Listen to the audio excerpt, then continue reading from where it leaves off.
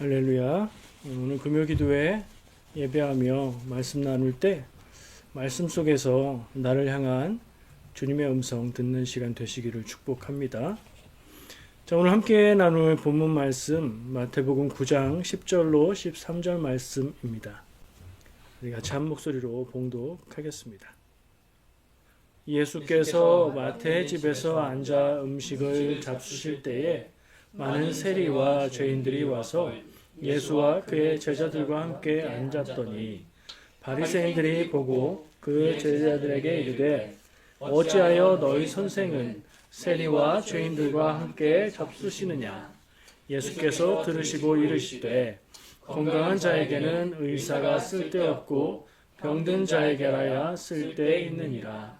너희는 가서 내가 긍휼을 원하고 제사를 원하지 아니하노라 하신 뜻이 무엇인지 배우라. 나는 의인을 부르러 온 것이 아니요 죄인을 부르러 왔노라 하시니라. 아멘. 자, 오늘 말씀 의사가 필요한 사람이라고 제목을 적고 나누고자 합니다. 읽은 말씀은 조금 읽다 보니까 우리가 익숙하게 들은 그런 말씀이다 하는 생각이 드실 겁니다. 예수님이 사람들과 함께 식사를 하셨는데 그 사람들이 누구였죠? 세리와 죄인들이었어요. 예수님이 세리와 죄인들과 함께 식사를 하고 있었는데 바리새인들이 그 모습을 보고 못마땅해서 이야기합니다. 어째서 너희 선생은 세리와 죄인들과 함께 밥을 먹냐? 함께 식사를 하냐? 무슨 뜻일까요? 그러면 안 된다. 우리는 그러지 않는다. 지각 있는 유대인이라면, 정상적인 사람이라면 그러지 않을 것이다. 뭐 그런 얘기가 되겠죠. 예수님이 그 사람들한테 뭐라고 하십니까? 건강한 자에게는 의사가 쓸데없고 병든 자에게라야 의사가 필요하다. 이렇게 얘기를 하시죠. 이거는 그 당시에 사람들이 많이 하던 뭐 격언이라면 격언일까, 속담이라면 속담일까 그런 말이었다고 합니다. 예수님이 그 말씀을 하시면서 비유처럼 쓰신 거죠. 마지막에 나는 의인을 부르러 온 게 아니고 죄인을 부르러 왔다. 이렇게 말씀하시는 내용이에요. 우리가 많이 들었고 잘 알고 있는 내용입니다. 의인과 죄인, 그렇죠? 그리고 병든 자와 건강한 자 이렇게 연결해서 생각할 수 있는 말씀이지요. 그 측면에서 한번 먼저 말씀을 생각해 보려고 합니다. 바리새인의 특징이 있습니다. 그 바리새인이라는 말이 나오면 우리는 이 사람들은 율법이 중요한 사람들 혹은 율법주의자 이렇게 생각하고 말씀을 봐야 이 사람들이 말하는 의미가 제대로 살아납니다.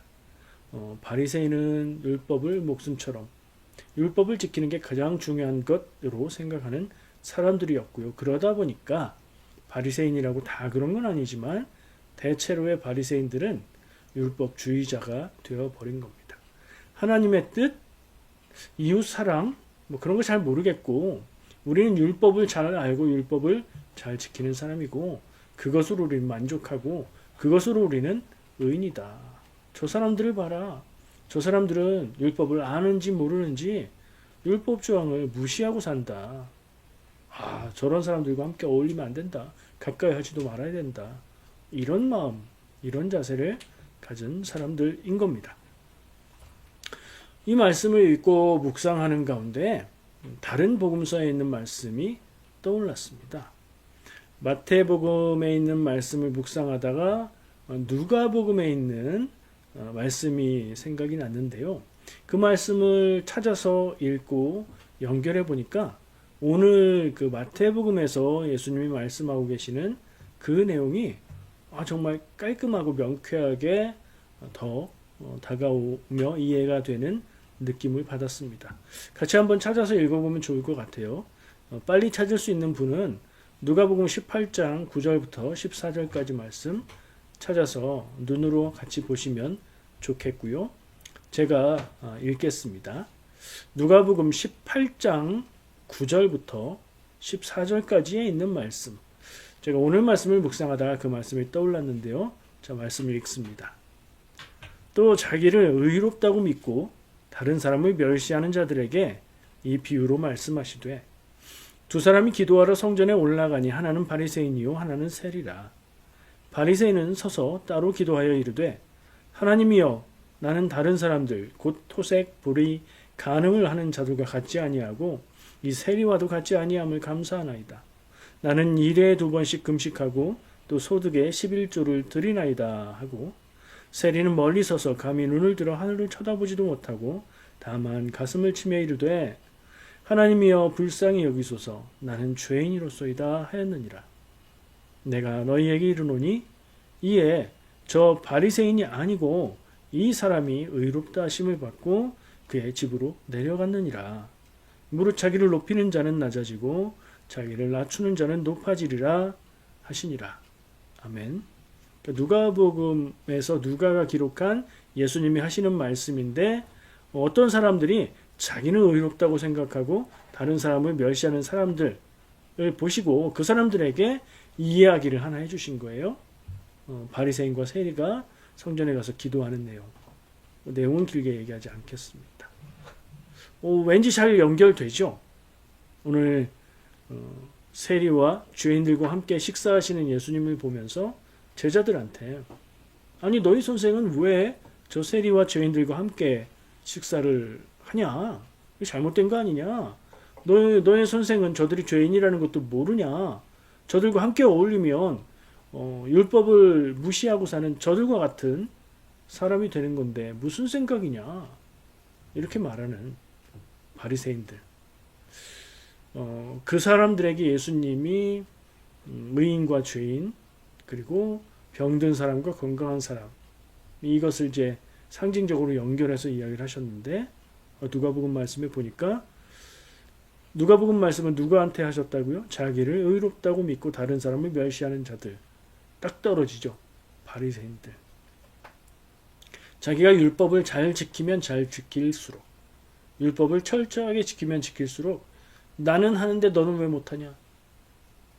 이것도 못 지키면서 네가 하나님의 백성이라고 하냐?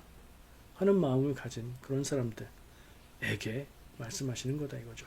그러면 예수님의 마태복음의 이야기 속에 나오는 병든 사람과 건강한 사람, 의사가 필요한 사람은 누구였죠? 병든 사람이었죠. 그러면 그 병든 사람과 건강한 사람, 그리고 의인과 죄인이 어떻게 연결돼야 이야기가 맞아 떨어지는 걸까요? 네, 여러분들 생각하시는 그대로입니다. 의인은 건강한 사람이라고 스스로 여기는 사람인 거죠. 교만해서 자기는 율법을 다 잘 지킨다. 나는 건강하다. 나는 의롭다. 저기 저 사람들과 같지 않다. 라고 말하는 바리새인인 거고요. 그러면 병든 사람은요? 그리고 의인은요? 죄인은요? 병든 사람과 죄인이 같은 동치로 연결이 되면서 스스로 죄인이라고 여기는 사람들. 그리고 실제로 삶이 사람들 앞에 하나님 앞에 떳떳하지 못한 그런 사람들. 그러나 하나님 앞에 자기가 하나님의 말씀을 지키고 살지 못하는 것을 알고 겸손한 마음으로 하나님 나는 죄인입니다 하고 다른 말 하지도 못하는 그런 사람들. 그런 애통한 마음을 가지고 있는 사람들이 병든 자요 죄인이 되겠죠. 그러면 의인이 좋은 겁니까? 죄인이 좋은 겁니까? 일반적으로라면 의인이 좋은 것이고 죄인이 안 좋은 거겠지만 오늘 이 말씀 속에서는 오늘 이 예수님의 이야기 속에서는 병든 사람이 겸손한 사람이고 병든 사람이 의사에게 고침받을 사람이고 죄인이 겸손한 사람이 되는 거죠. 그렇게 연결해서 생각하고 묵상해 보면 우리에게 예수님이 주시는 어떤 메시지가 있지 않을까 생각을 하게 됩니다. 이 상황과 예수님의 비유가 연결돼서 우리는 그런 것을 해석해 볼 수 있는데 말씀의 의미는 우리가 어렵지 않게 알 수 있습니다. 근데 그런 말씀을 전하고 있는데 생각할 게 있어요. 우리가 말씀을 적용할 때는 특히 복음서 같은 경우에는 그 자리, 그 현장, 그곳에서의 그 옛날 그 상황, 그곳에 예수님과 사람들 사이에 주고 있는 메시지. 이걸 첫 번째 생각할 수 있죠. 내용 이해하면 할 수 있는 거예요. 우리가 지금 같이 나눈 것, 그 정도 설명만으로 생각할 수 있죠. 바리새인은 스스로 의롭다 여기고 죄인인 사람들을 멸시했어요. 근데 예수님은 그들을 향해서 좋은 말을 하신 게 아니죠. 예. 하나님의 마음은 누구를 향하고 있을까? 이렇게 생각하고 질문해보고 그 사람들의 태도가 어땠는지 생각해보고 그 사람들이 어땠으면 좋았을까 하는 생각까지도 해볼 수 있을 것 같아요. 그리고 또 생각할 것은 지금 현대 내 삶에서의 이 이야기는 어떻게 적용될 수 있을까? 나는 지금 너무 쉽잖아요. 의인과 죄인, 병든 자와 건강한 자 이렇게 딱 명확하게 갈라지게 얘기를 하고 있으니까 거기에 대입해 보면 되는 거예요. 나는 이 이야기 속에 바리새인과 같은 스스로 의롭다고 여기는 의인은 아닌가? 질문해 볼 수 있죠. 나는 어느 쪽에 있어야 될 것인가? 나는 연약하고 죄 많고 나 스스로 하나님 앞에 온전할 수 없는 그런 죄인의 모습인가? 그런 마음을 내가 갖고 있는가? 이런 적용을 해볼 수 있습니다. 여러분 어떤 쪽이십니까? 그 어떤 사람이 스스로 존재를 생각할 때 나는 내가 아무리 생각해봐도 율법도 잘 지키고 말씀도 잘 알고 하나님의 뜻도 알고 내 삶 속에서 그걸 온전하게 실천하고 있고 단 한순간도 죄에 빠지지 않고 나는 의인이다. 이렇게 말할 수 있을까요? 더구나 오늘 읽은 본문의 말씀을 적용하고 생각해 볼 때 의인이 좋은 게 아니거든요. 근데 진짜 의로워서 의인이 아니라 자기 스스로 의롭다고 생각하는 사람인 거잖아요. 그러니까 우리의 자리가 어느 자리 어떤 마음이어야 할지 그건 좀 명확하죠. 그 누가복음에 있는 두 사람의 기도의 그 비유에서 세리의 기도, 그 세리와 같은 마음이어야 하지 않을까. 내가 뭐 세리라고 하긴 좀 그렇고 내가 큰 죄를 짓고 사는 건 아니지만 우리가 온전한 믿음을 갖고 있다면 그쪽에 가까워야 되겠다 하는 생각은 해볼 수 있을 겁니다. 예수님이 그 따지는 바리새인들에게 대답해 주신 질문의 의미도 곱씹어가면서 우리는 적용해 볼 수 있을 것 같고요. 한 가지 더 생각해 볼 수 있는 것은 복음서가 이야기를 조금씩 다르게 표현하고 있잖아요. 마태복음을 쓴 마태라는 저자는 이 얘기를 여기서 어떤 의미로 쓰고 있는가? 누구를 향해서? 왜냐하면 이 복음서마다 대상으로 하고 있는 독자들이 있으니까. 제가 여러 번 얘기해서 기억하실 것 같은데 마태복음은 누구를 위해서 쓴 복음서라고 얘기하죠? 굉장히 특징적이어서 요 얘기만 여러 번 했을 거예요. 유대인을 향한 복음서라고 얘기하죠. 그 메시지를 우리는 쉽게 생각할 수 있습니다. 유대인들에게 이 이야기를 전하면서 뭐라고 얘기하고 있는 것 같아요? 마태는 예수님이 바리새인들한테 말하고 있는 메시지는 본문 안에서 찾을 수 있고 이 이야기를 통해서 유대인들이 이 이야기를 읽고 무엇을 느끼기를 바랄까 하는 것은 마태가 유대인들을 향해서 어떤 메시지를 실어서 주고 있다는 걸 볼 수 있잖아요. 그 차원에서 볼 때는 바리새인들처럼 교만하지 말고 겸손히 예수님을 믿고 하나님의 은혜를 구해라 하는 메시지까지도 우리는 들을 수 있을 것 같아요. 여러분 함께 나누면서 어떻게 적용이 착착 되십니까? 근데 좀 애매한 부분도 있어요. 생각해보면 내가 내 스스로 이런 말 하긴 좀 그렇지만 누군가 내 옆에서 나를 아니야 당신은 교만하지 않고 겸손한 사람이야 라고 해주면 좋겠지만 스스로 평가해 볼 때도 사실 내가 그렇게 교만한 사람 같지는 않다. 내 삶에서 뭐 큰 죄 짓는 것 같지도 않다. 이런 생각을 할 수도 있거든요. 그러면 질문을 바꿔봐야 됩니다. 내가 뭘 죄를 졌냐? 내가 뭐 교만하냐? 이렇게 물으실 게 아니라 나는 내 삶의 모든 부분에 있어서 겸손한 마음으로 하나님의 은혜를 구하는가? 질문해보고 그렇다면 내 삶의 어떤 부분, 어떤 마음, 어떤 한순간, 어떤 누군가를 향해서 나는 교만한 마음을 품은 적이 없는가? 내가 저 사람보단 낫지. 내가 저렇게 살지 않는 게 감사하다. 이러한 생각 전혀 해본 적이 없는가 하는 질문으로 좀 바꾸어 보면 의미 있는 질문이 될 것 같습니다. 사람은 왜 습관적으로 비교하잖아요. 내가 조금 더 나은 것 같고, 내가 조금 더, 그 절대적인 기준에 비교해 볼 때는 다 비슷하겠지만, 저 사람하고 비교했을 때는, 그래도 저 사람보단 좀 낫지 싶은 마음이 들면 괜히 마음이 편하잖아요. 그래서 우리는 자꾸 비교하고 그러는지도 모르겠습니다. 그런 부분은 없나? 질문해 볼 수 있어요. 저 질문해 보니까 있어요. 어떤 때 누군가에게 이런 부분에 있어서는 제가 겸손하지 못하고 드러내진 않았어도 마음속으로 그런 쪽의 마음이 들었던 적이 없지 않습니다. 여러분 그거 생각해 보시고 찾고 발견하고 하나님 앞에 내어놓고 기도하시면 좋겠습니다. 말씀을 쭉 보다 보니까 짧게 되어 있는데 의미 있어 보이는 구절이 또 있습니다. 10절부터 13절까지니까 뭐 길지는 않은데 마지막 부분에 그러니까 13절에 두 가지 메시지를 전해주고 있어요. 그러니까 예수님이 말씀하시면서 그러니까 비유로 병든 자, 건강한 자 이야기까지 하신 다음에 13절 앞부분에 배우라는 얘기를 하세요. 배워라.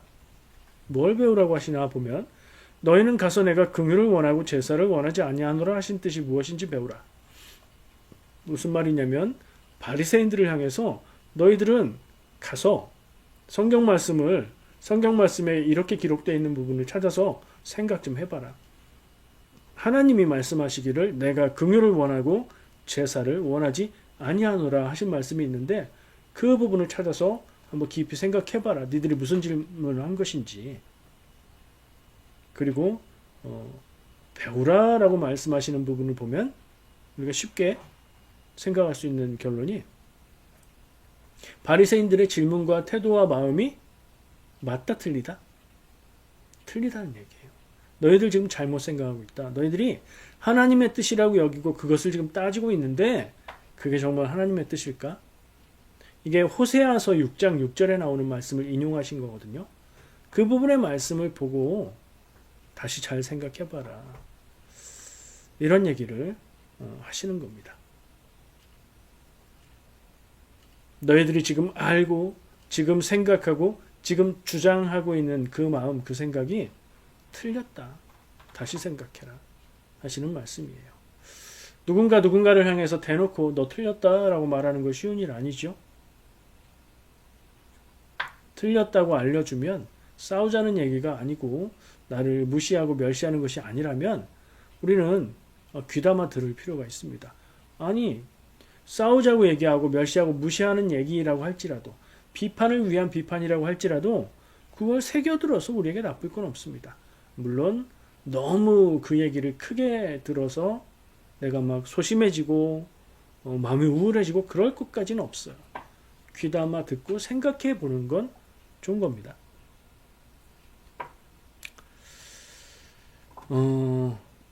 정말로 이 바리새인들의 자세는 우리의 입장에서 볼 때도 잘못된 자세입니다. 틀린 자세예요. 나쁜 자세입니다. 내 안에는 이게 하나도 없을까 하는 생각을 그런 질문을 꼭 해봐야 될 문제인 것 같습니다. 어떤 목사님이 그런 얘기를 했습니다. 한국 기독교가 한국 교회 성도들이 성경에 나오는 바리새인을 정말 닮아 있다. 교회에선 이래야 된다. 교회 다니는 사람은 이렇게 해야 된다. 성도는 그런 거 하면 안 된다. 이런 거 너무 많죠. 자기나 잘하라 라는 말을 하고 싶은데 그 말조차 좀 교만한 말이라 우리 스스로에게 적용해 볼 때 남에게 무엇을 따지고 이야기하고 아는 척하고 잘난 척하기보다 뭔가 떠오르면 그건 나 자신에게만 적용해보고 돌아보면 족한 일 같습니다. 오늘 우리에게도 이 말씀이 주어졌죠. 이야기는 우리가 다 아는 이야기인데 예수님이 그들을 향해서 하나님의 말씀을 듣고 좀 배워라. 다시 생각해라. 라고 말씀하시니 우리도 다시 생각하고 깊이 생각하고 그리고 걸리는 부분이 있으면 돌이킬 수 있다면 우리에게 유익이 되지 않겠습니까? 그랬으면 좋겠습니다.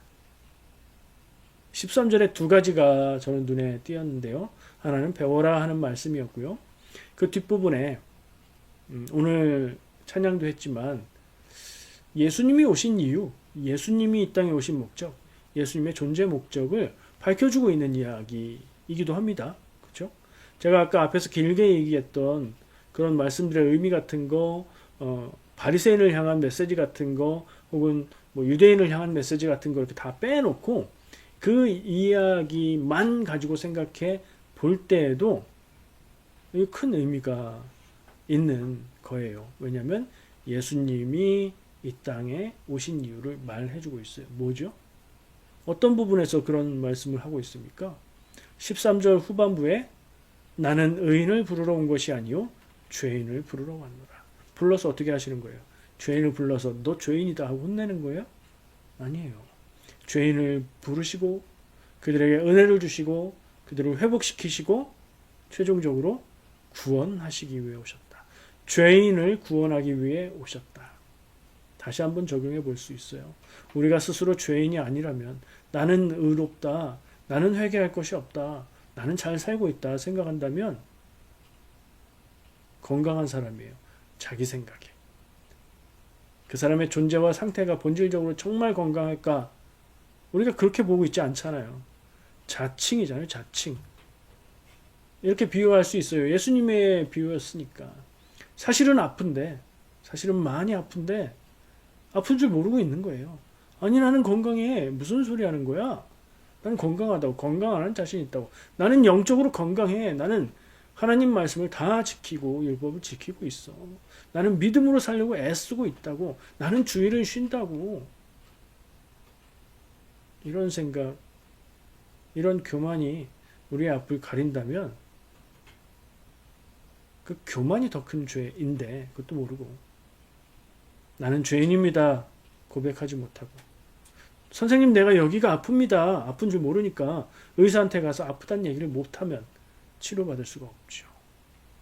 정말 그런데 아픈 걸 느끼게 되면 진짜 돌이킬 수 없는 때가 된 거죠. 성경 말씀에 은혜 받고 구원받는 데 있어서 돌이킬 수 없는 때를 이야기하고 있는 부분을 많이 봅니다. 잔치에 문이 닫히면 시간이 지나면 들어갈 수 없다고 얘기하지요. 하나님은 모든 죄를 다 용서하시고 회개하면 다 받아들이시지만 회개하지 않으면 용서가 불가하고 돌이킬 수 없고 새로운 존재로 태어날 수 없고 그렇죠.